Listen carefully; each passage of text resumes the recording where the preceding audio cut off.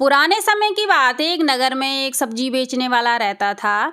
उस सब्जी वाले का नाम पिंटू था। पिंटू पास के ही नगर से सब्जियां लेकर आता और फिर पूरे गांव में घूम घूम कर सब्जियां बेचा करता था। एक दिन पिंटू सब्जी बेचने अपने घर से निकल पड़ा और पूरे गांव में आवाज़ लगाने लगा, सब्जी ले लो सब्जी, ताजी ताजी हरी भरी सब्जी ले लो। फिर घर में से एक औरत बाहर सब्जी लेने आई और बोली, भैया सब्जी क्या भाव दे रहे हो? तब सब्जी वाला बोला, भाभी जी आपको क्या चाहिए बोलो, बैंगन कद्दू लौकी करेला। तब वह औरत बोली, भैया मुझे आधा किलो कद्दू और 1 किलो टमाटर और 1 किलो आलू दे दो। फिर सब्जी वाले ने सारी सब्जियां तोलकर उस औरत को दे दी और आगे बढ़ गया। फिर इस प्रकार आगे पूरे गांव में सब्जियां बेचता चला गया और फिर सब्जी बेचकर पिंटू शाम के समय घर की तरफ चल पड़ा। फिर घर पहुंचकर अपनी पत्नी से बोला, अरे सुन रही हो, आज तो मेरी सारी सब्जियां बिक गई और आज तो कमाई भी बड़ी अच्छी खासी हो गई। अब पिंटू ने उस दिन की कमाई अपनी पत्नी के हाथ में रख दी। अब तो पिंटू की पत्नी बड़ी ही खुश हुई और बोली, अजी सुन रहे हो, आज खाने में क्या खाओगे? कुछ अच्छा सा ही बना देती हूँ, क्योंकि बहुत दिनों बाद आज अच्छी कमाई हुई है। फिर पिंटू मुस्कुराकर बोला, अरे भाग्यवान, तुम्हें जो अच्छा लगे वही बना लो।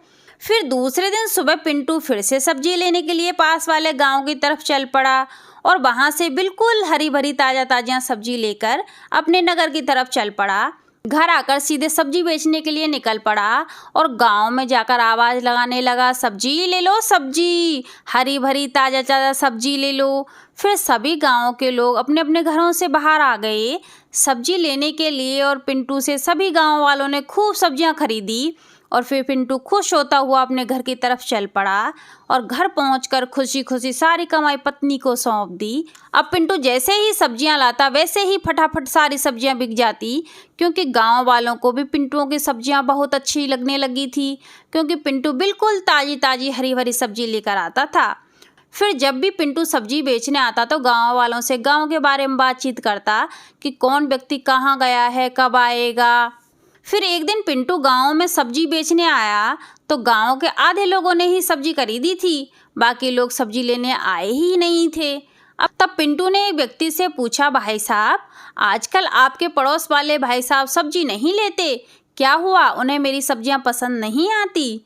तब वह व्यक्ति हंसता हुआ बोला, अरे भाई पिंटू ऐसी बात नहीं है, गुप्ता जी तो तीर्थ यात्रा पर गए हुए हैं, 10 दिन में लौटेंगे और उनके बच्चे नानी के यहाँ चले गए, इसलिए वह आजकल सब्जियां नहीं लेते।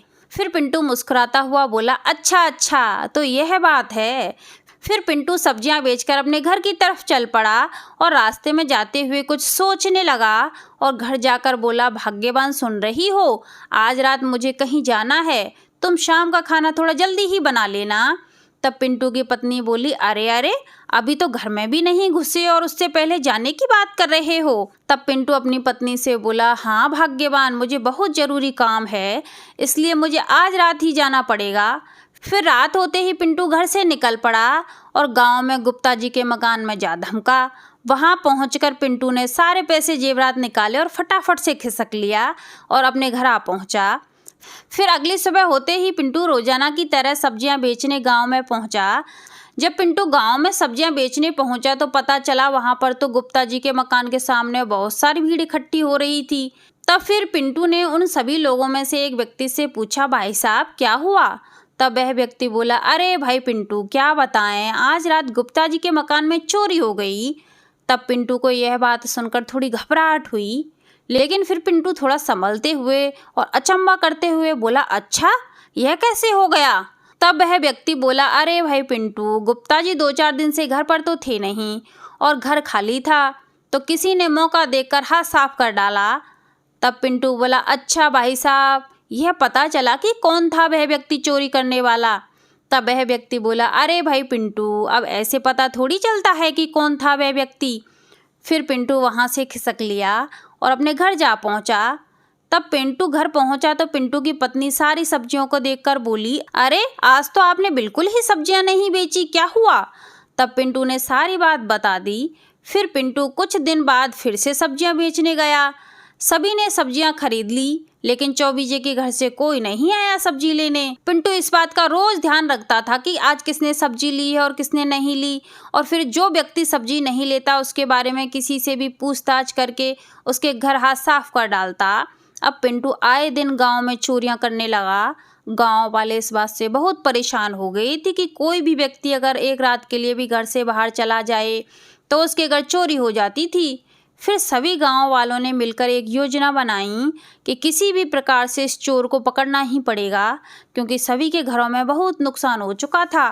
फिर एक दिन गांव के 2-4 व्यक्ति बातें कर रहे थे, तभी पिंटू सब्जी बेचने के लिए चला आया। सब्जी ले लो, सब्जी, हरी भरी ताज़ा ताज़ा सब्जियां ले लो।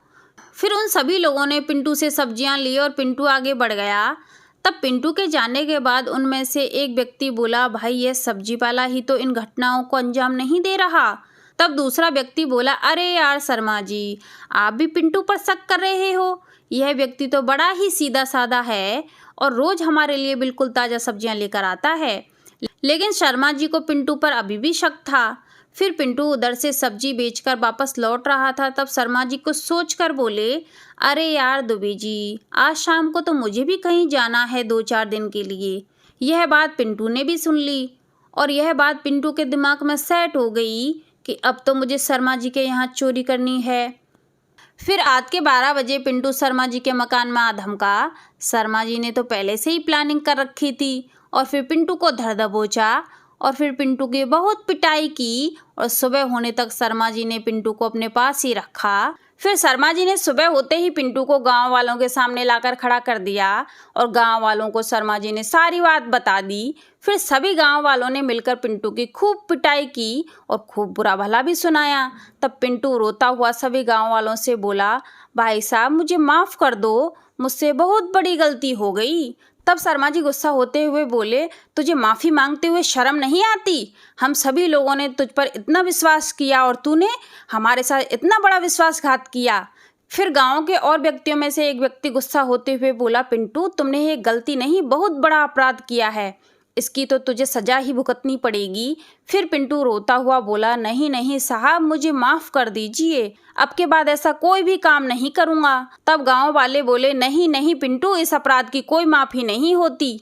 फिर सभी गांव वालों ने मिलकर पिंटू को पुलिस को पकड़ा दिया और फिर पिंटू रोते हुए सोचने लगा कि काश मैं यह काम नहीं करता तो आज मुझे इतनी बड़ी सज़ा नहीं मिलती। फिर उधर सभी गाँव वालों ने शर्मा जी की बुद्धिमानी की बहुत प्रशंसा की और सभी ने यह मिलकर निर्णय लिया कि आज के बाद किसी भी बाहर वाले को अपने घर से संबंधित कोई भी बात नहीं बताएंगे और हाँ, इस बात का पूरा ख्याल रखेंगे कि आज के बाद मकान को खाली नहीं छोड़ेंगे। तो आज के लिए बस इतना ही, आगे मिलते हैं कोई नई कहानी के साथ।